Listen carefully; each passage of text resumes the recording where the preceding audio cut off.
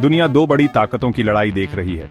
दुनिया की दो सबसे बड़ी इकोनॉमीज यूएस और चाइना एक ट्रेड वॉर में फंसी हुई हैं। ये सिर्फ टैरिफ्स की लड़ाई नहीं है, ये इकोनॉमिक डोमिनेंस, टेक्नोलॉजिकल सुप्रीमेसी और ग्लोबल इन्फ्लुएंस की जंग है। दांव पर बहुत कुछ लगा है और इसके परिणाम दूरगामी हैं। ये ट्रेड वॉर 2018 में शुरू हुई थी, जब billions of dollars worth of goods पर टिट फॉर टैट टैरिफ्स लगाए गए थे। यूएस ने चाइनीज इंपोर्ट्स पर टैरिफ्स लगाए और चाइना ने बदले में यूएस पर टैरिफ्स लगा दिए। इस आगे पीछे ने टेंशन्स बढ़ा दी है, जिससे ग्लोबल मार्केट्स में अनसर्टेनिटी पैदा हो गई है। इस ट्रेड वॉर का असर दुनिया भर के बिजनेसेस और कंज्यूमर्स पर पहले ही पड़ चुका है। सप्लाई चेन्स टूट गए हैं, कीमतें बेआँच गई हैं और इकोनॉमिक ग्रोथ धीमी हो गई है। इंटरनेशनल मॉनेटरी फंड IMF ने चेतावनी दी है कि ये ट्रेड वॉर ग्लोबल इकोनॉमी के लिए खतरा है। यूएस चाइना ट्रेड वॉर हमारे समय का एक महत्वपूर्ण मोड़ है। ये ग्लोबल ट्रेड पैटर्न्स को बदल रहा है और कंट्रीज को अपने इकोनॉमिक अलायंसेस पर फिर से विचार करने पर मजबूर कर रहा है। इस अनसर्टेनिटी के माहौल में एक देश एक पोटेंशियल विनर के रूप में उभर रहा है। इंडिया अपनी बढ़ती टेक इंडस्ट्री और एक बड़ी युवा वर्कफोर्स के साथ इंडिया इन बदलते हालात का फायदा उठाने के लिए तैयार है। इंटरनेशनल कंपनीज इंक्रीजिंगली इंडिया को एक ऑल्टरनेटिव मैन्युफैक्चरिंग हब के रूप में देख रही है। देश इस ग्रोथ को सपोर्ट करने के लिए एजुकेशन और इंफ्रास्ट्रक्चर में जोर शोर से इन्वेस्ट कर रहा है। जैसे जैसे यूएस और चाइना अपना इकोनॉमिक स्टैंड ऑफ जारी रखेंगे, इंडिया ग्लोबल स्टेज पर एक की प्लेयर के रूप में उभर रहा है। इस व्यापार युद्ध का पूरी दुनिया की अर्थव्यवस्था पर बुरा असर पड़ रहा है। बिजनेस वालों को ज्यादा लागत, कम मुनाफा और सप्लाई चेन में रुकावटों का सामना करना पड़ रहा है। आम आदमी को रोजमर्रा की चीजों की बढ़ती कीमतों का असर झेलना पड़ रहा है।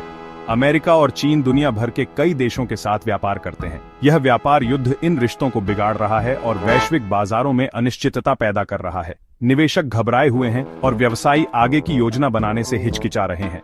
IMF ने वैश्विक विकास के अपने अनुमानों को कम कर दिया है और इस व्यापार युद्ध को एक मुख्य कारण बताया है। संगठन ने चेतावनी दी है कि लंबे समय तक चलने वाला व्यापार युद्ध पूरी दुनिया में मंदी ला सकता है। यह व्यापार युद्ध दुनिया भर में संरक्षणवादी भावनाओं को भी बढ़ावा दे रहा है। जैसे जैसे अमेरिका और चीन वैश्वीकरण से पीछे हट रहे हैं, वैसे वैसे दूसरे देश इस खाली जगह को भरने के लिए आगे आ रहे हैं। अपनी बड़ी और बढ़ती अर्थव्यवस्था के साथ भारत इस बदलाव से फायदा उठाने के लिए अच्छी स्थिति में है। ये जो यूएस चाइना ट्रेड वॉर है ना, इसने इंडिया के लिए एक बहुत बढ़िया मौका बना दिया है। अब जैसे कि बिजनेसेस अपनी सप्लाई चेन्स चाइना से हटाना चाह रहे हैं, तो इंडिया एक अच्छा ऑप्शन बनके उभर रहा है। इंडिया के पास बहुत बड़ा और युवा वर्कफोर्स है, बढ़ता हुआ मिडिल क्लास है और एक ऐसी सरकार है जो इकोनॉमिक रिफॉर्म्स के लिए कमिटेड है। ये सब चीजें मिलकर इंडिया को फॉरेन इन्वेस्टमेंट के लिए एक अट्रैक्टिव डेस्टिनेशन बनाती हैं। इस ट्रेड वॉर ने इंडिया के लिए यूएस और चाइना दोनों को एक्सपोर्ट बढ़ाने का भी एक मौका बनाया है। क्योंकि ये दोनों देश इंपोर्ट्स के लिए दूसरे सोर्सेज ढूंढ रहे हैं, तो इंडिया इस डिमांड को पूरा करने के लिए बिल्कुल सही पोजीशन में है। इंडिया में ऑलरेडी उन कंपनीज से इन्वेस्टमेंट बाहर आ रहा है जो अपनी मैन्युफैक्चरिंग चाइना से शिफ्ट करना चाहती हैं। इससे जॉब्स क्रिएट हो रहे हैं, इकोनॉमिक ग्रोथ को बूस्ट मिल रहा है और ग्लोबल इकोनॉमी में इंडिया की पोजीशन और मजबूत हो रही है।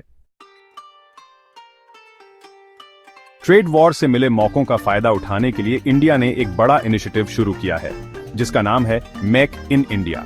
इस प्रोग्राम का मकसद है इंडिया को एक global manufacturing hub banana. Make in India initiative का ध्यान फॉरेन इन्वेस्टमेंट लाने, इनोवेशन को बढ़ावा देने और स्किल्ड लेबर डेवलप करने पर है। गवर्नमेंट ने बिजनेस को इंडिया में आसान बनाने के लिए कई रिफॉर्म्स किए हैं।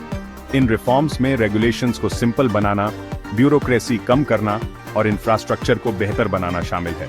गवर्नमेंट एजुकेशन और स्किल डेवलपमेंट में भी काफी इन्वेस्ट कर रही है, ताकि एक ऐसी वर्कफोर्स तैयार हो सके जो ग्लोबल इकोनॉमी की जरूरतों को पूरा कर सके। मेक इन इंडिया इनिशिएटिव के रिजल्ट्स अब दिखने लगे हैं। इंडिया में फॉरेन इन्वेस्टमेंट बढ़ रहा है और मैन्युफैक्चरिंग सेक्टर में अच्छी ग्रोथ हो रही है। इंडिया एक ग्लोबल मैन्युफैक्चरिंग पावर हाउस बनने की राह पर है। भाग 5, कौन से सेक्टर देखने लायक हैं, जहां विकास का इशारा है। चल रहा व्यापार युद्ध भारतीय व्यवसायों के लिए कई क्षेत्रों में ढेर सारे अवसर पैदा कर रहा है। इन क्षेत्रों में निर्माण, प्रौद्योगिकी, दवाइयां और नवीकरणीय ऊर्जा शामिल हैं। जैसे जैसे वैश्विक कंपनियां जोखिम कम करने और अपनी आपूर्ति श्रृंखलाओं में विविधता लाने की कोशिश कर रही हैं, भारत एक आशाजनक विकल्प के रूप में सामने आ रहा है। भारत का विनिर्माण क्षेत्र महत्वपूर्ण विकास के लिए तैयार है, क्योंकि कंपनियां चीन से दूर अपनी आपूर्ति श्रृंखलाओं में विविधता लाना चाहती हैं। यह बदलाव अधिक लचीला और भौगोलिक रूप से विविध उत्पादन अड्डों की आवश्यकता से प्रेरित है। सरकार की मेक इन इंडिया पहल इस विकास को और गति प्रदान कर रही है।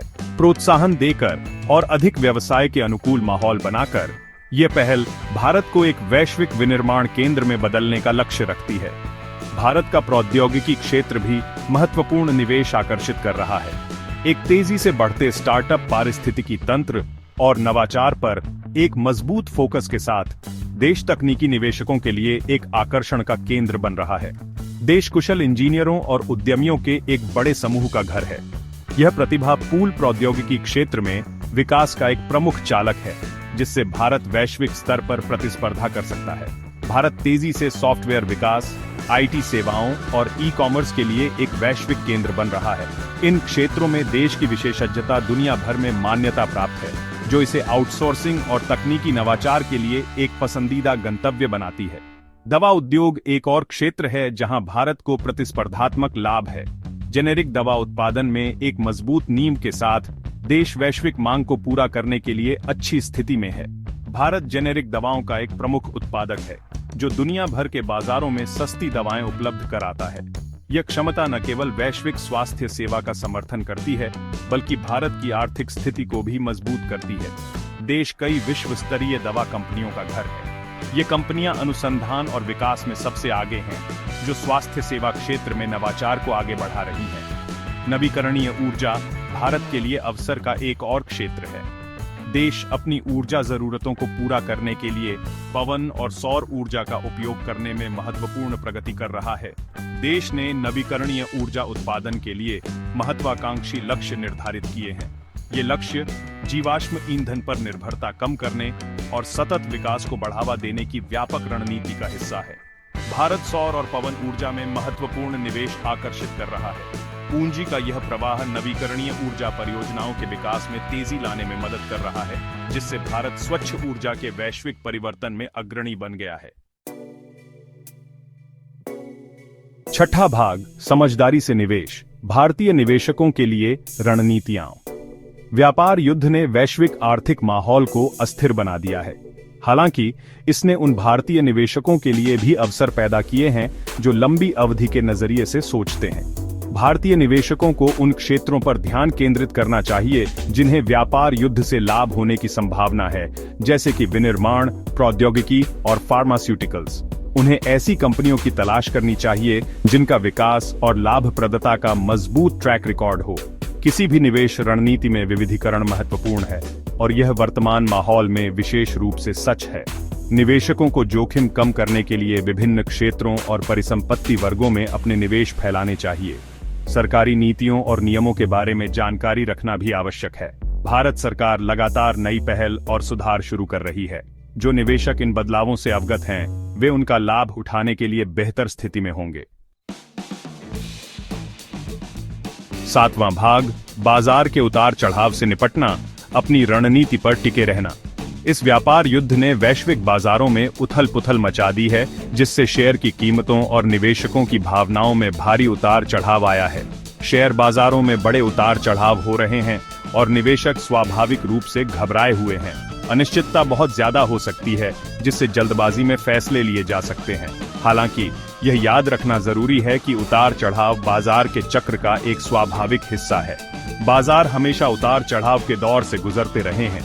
निवेशकों को घबराना नहीं चाहिए और अल्पकालिक बाजार की गतिविधियों के आधार पर जल्दबाजी में फैसले नहीं लेने चाहिए। आवेग में आकर प्रतिक्रिया करने से अक्सर ज्यादा नुकसान हो सकता है। इसके बजाय उन्हें अपने दीर्घकालिक निवेश लक्ष्यों पर ध्यान केंद्रित करना चाहिए और अपनी रणनीति पर टिके रहना चाहिए। उतार चढ़ाव के समय में धैर्य और अनुशासन महत्वपूर्ण है। उतार चढ़ाव को प्रबंधित करने का एक तरीका यह है कि बाजार के समय का अनुमान लगाने की कोशिश करने के बजाय समय के साथ नियमित रूप से निवेश किया जाए। लगातार निवेश करने से उतार चढ़ाव कम हो सकते हैं। इसे रुपये की लागत का औसत निकालना कहते हैं। नियमित अंतराल पर एक निश्चित राशि का निवेश करके आप बाजार के उतार चढ़ाव के प्रभाव को कम कर सकते हैं। हर महीने एक निश्चित राशि का निवेश करके निवेशक बाजार के उतार चढ़ाव का औसत निकाल सकते हैं। ये रणनीति समय के साथ धन बनाने में मदद करती है। एक और महत्वपूर्ण रणनीति एक विविध पोर्टफोलियो होना है। विविधीकरण विभिन्न संपत्तियों में जोखिम फैलाता है। इससे किसी एक क्षेत्र या परिसंपत्ति वर्ग में नुकसान को कम करने में मदद मिलेगी। एक अच्छी तरह से विविध पोर्टफोलियो अधिक स्थिर रिटर्न प्रदान कर सकता है। निवेशकों के पास एक नकद रिजर्व भी होना चाहिए जिसका वे जरूरत पड़ने पर इस्तेमाल कर सकें। एक आपातकालीन निधि अनिश्चित समय के दौरान एक सुरक्षा जाल प्रदान करती है। सेक्शन 8, सब्र का कमाल, long term vision for success. Investing एक मैराथन है, स्प्रिंट नहीं। ये बात आजकल के माहौल में और भी ज्यादा सच है। जो इन्वेस्टर्स पेशेंस रखते हैं और डिसिप्लिन्ड हैं, उनके फाइनेंशियल गोल्स पूरे होने के चांसेस ज्यादा होते हैं। ये याद रखना जरूरी है कि ग्लोबल इकोनॉमी हमेशा बदलती रहती है। ट्रेड वॉर बस एक चीज है जो इन्वेस्टमेंट के माहौल को बदल रही है। जो इन्वेस्टर्स बदलते हुए माहौल के हिसाब से चल सकते हैं और आगे सोच सकते हैं, वो सबसे ज्यादा कामयाब होंगे।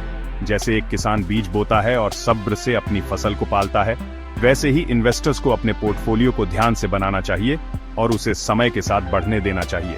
इन्वेस्टिंग में सब्र और अनुशासन का फल बहुत अच्छा होता है। भाग 9, इंडिया का उदय, वैश्विक व्यापार में एक नया अध्याय। अमेरिका चीन व्यापार युद्ध वैश्विक आर्थिक इतिहास में एक महत्वपूर्ण मोड़ है। यह अनियंत्रित वैश्वीकरण के युग का अंत और क्षेत्रीयकरण और प्रतिस्पर्धा के एक नए युग की शुरुआत का प्रतीक है।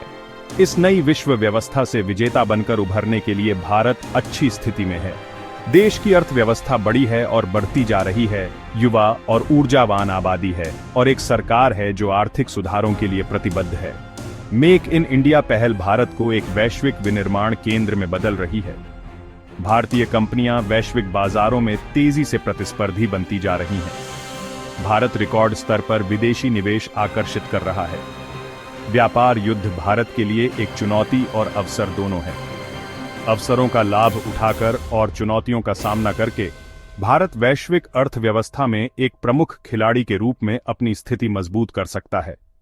भारत का भविष्य उज्ज्वल है।